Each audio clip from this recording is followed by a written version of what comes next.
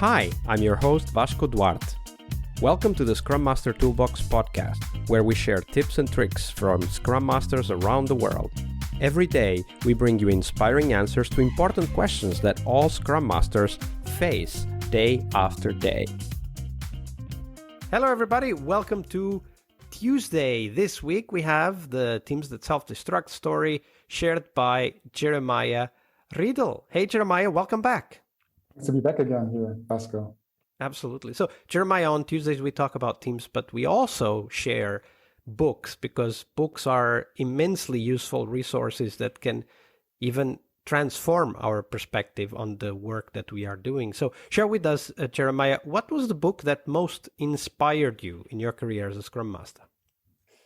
I recently read a kid's story again with my daughter, and the book is called Momo, and it's a book by Michael Ende. So Michael Ende is the name in English. And I don't know if you heard about it, but it's a book which is really interesting because this book can be read like on many different levels. It can be read like on an adult level, on a kid level, and anything in. So what's the main premise of the book?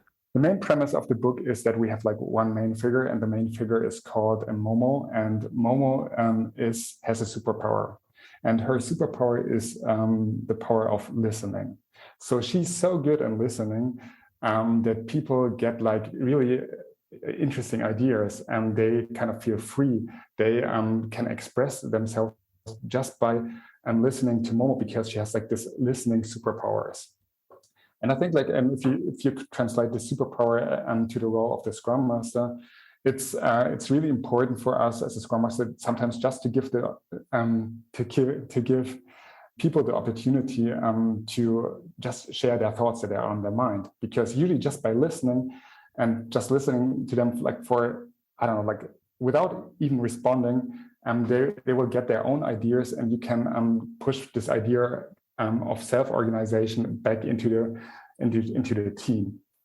And I have the feeling like, for example, like in Hamburg, we have like it's kind of like a listening booth, and you can go there by train, and you can just sit in there and just talk like for half an hour. And I did that like several times, and I tried to do this with my teams also.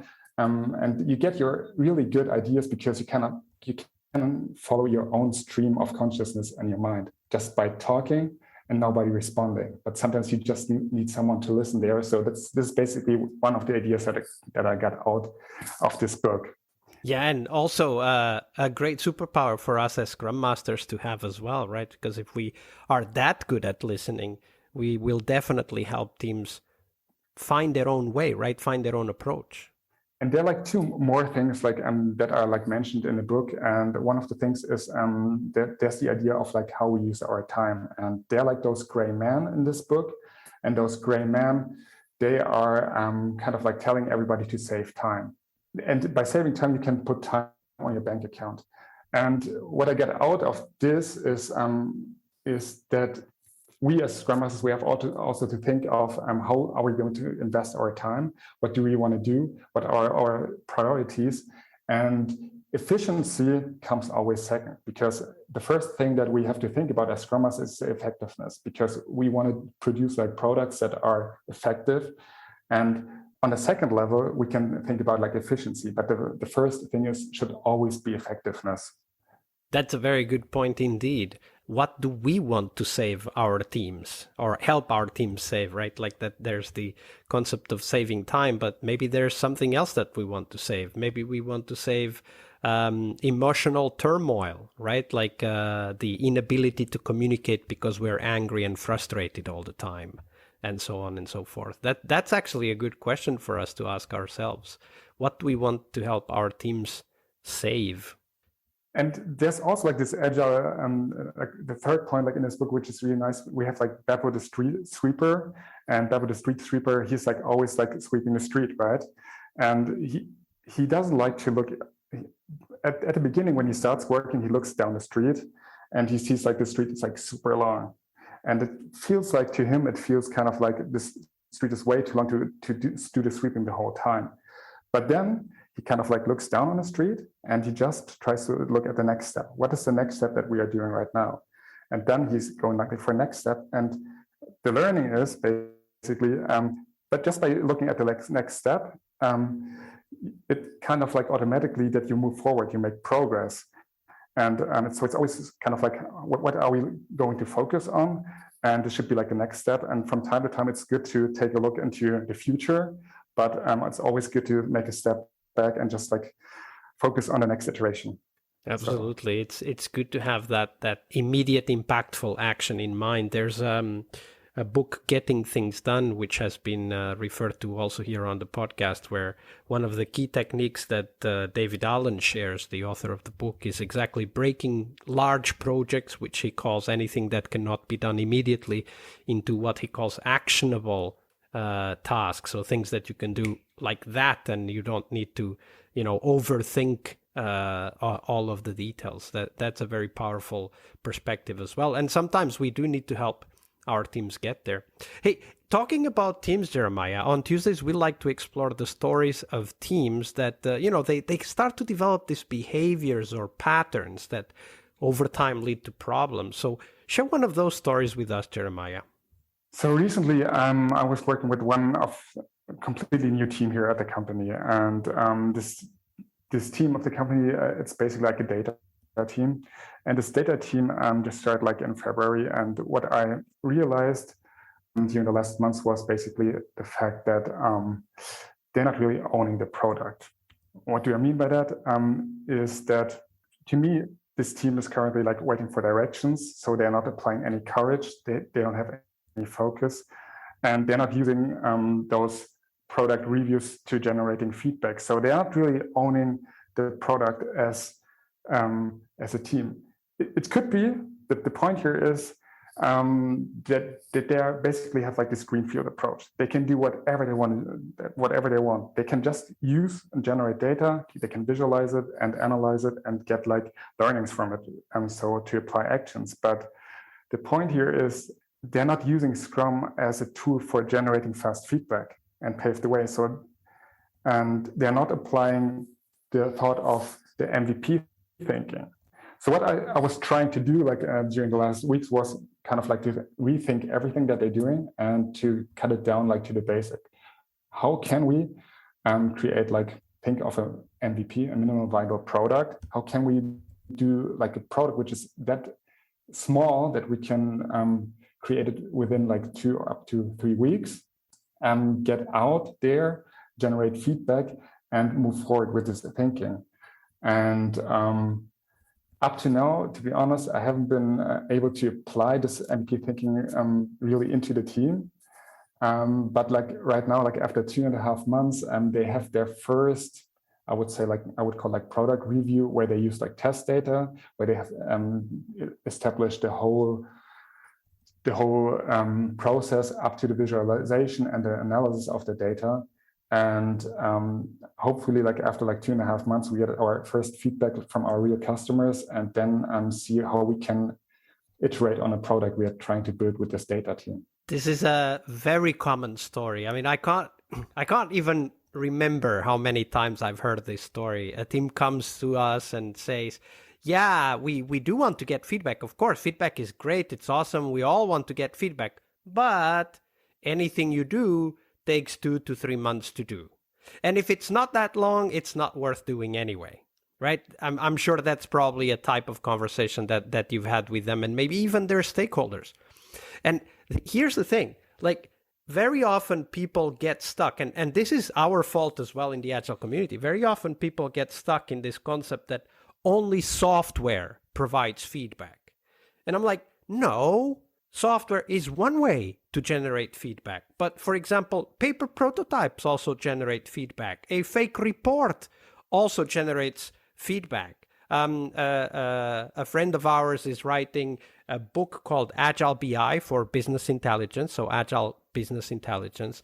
And one of the things he talks about in the book is this method they have to start immediately generating feedback, both on the technical side, i.e. with software, using simple tools like Excel, for example, and then to generate feedback also on the customer interface side by, for example, generating fake reports with Excel and getting feedback directly with that. And when you tell that story, which is very familiar to me from other teams, I immediately ask myself, does this team even know why they exist? Do they know what problem they are there to solve?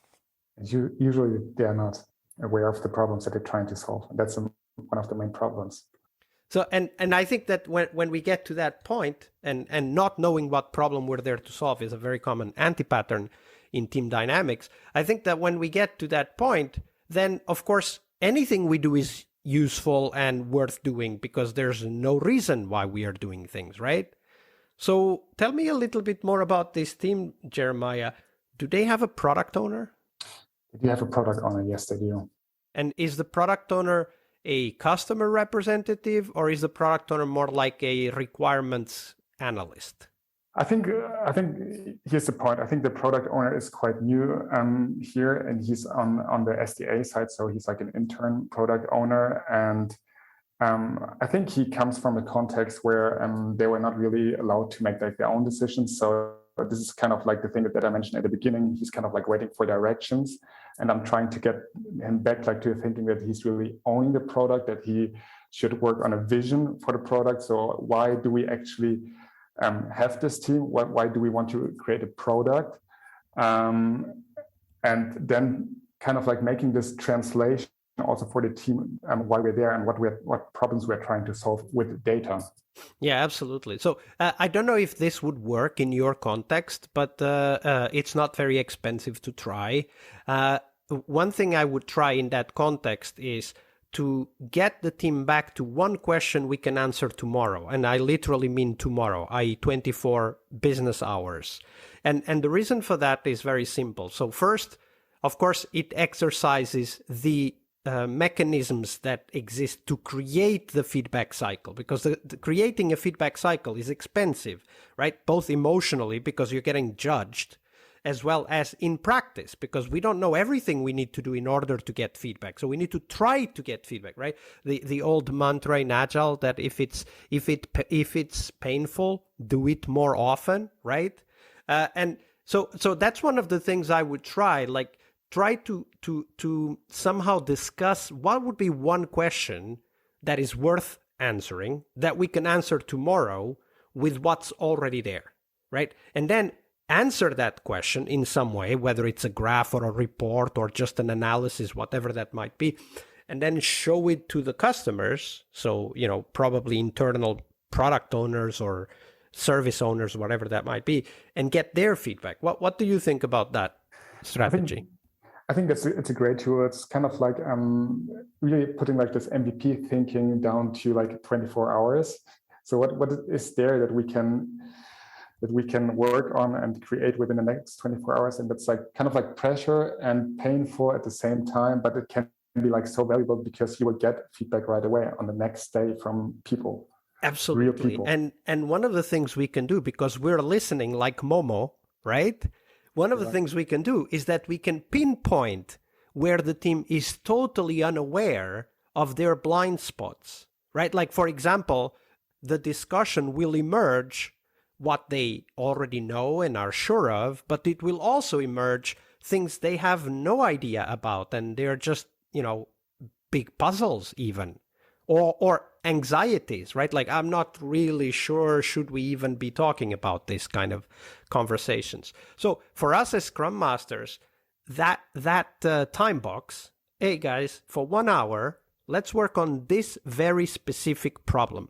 What is one question we can answer by tomorrow with the data that we have so that we help our stakeholders? And that time box will create the pressure, not the pressure in the bad sense, but it will create the pressure in the sense of getting through this discussion faster, almost like a simulation of what teamwork is really like, right? But it happens in 1 hour. And as Scrum Masters, we can start to observe how they react when they have to be faced with feedback, right? Like, okay, so we really need to cut this down, like the whole getting things done strategy of cutting projects down to one actionable task, right? Like, and that's actually, you were saying, taking the MVP idea to 24 hours, which is true. That's exactly what it is. I like to call it making agile work as if we meant to be agile, right? Like agile as it was meant to be, which is to push straight into something that we know is very likely to be a failure, but the investment is so small, 1 hour, that if it fails, we haven't lost anything, right? We lose more than 1 hour a day in meetings, right? You're absolutely right, Vasco. Yes, you're right. So I hope you get to try something like this and maybe come back later and share your story with us. I got like 24 hours to do so. That's the attitude, Jeremiah. Thank you for sharing the story. Thank you so much for having me. Tuesday is Team Day here on the Scrum Master Toolbox podcast. But tomorrow we talk about something that goes beyond the work we do with the teams. We will talk about how to lead change and what our guests have learned from leading and participating in change programs during their career. See you tomorrow. We really hope you liked our show. And if you did, why not rate this podcast on Stitcher or iTunes? Share this podcast and let other Scrum Masters know about this valuable resource for their work. Remember that sharing is caring.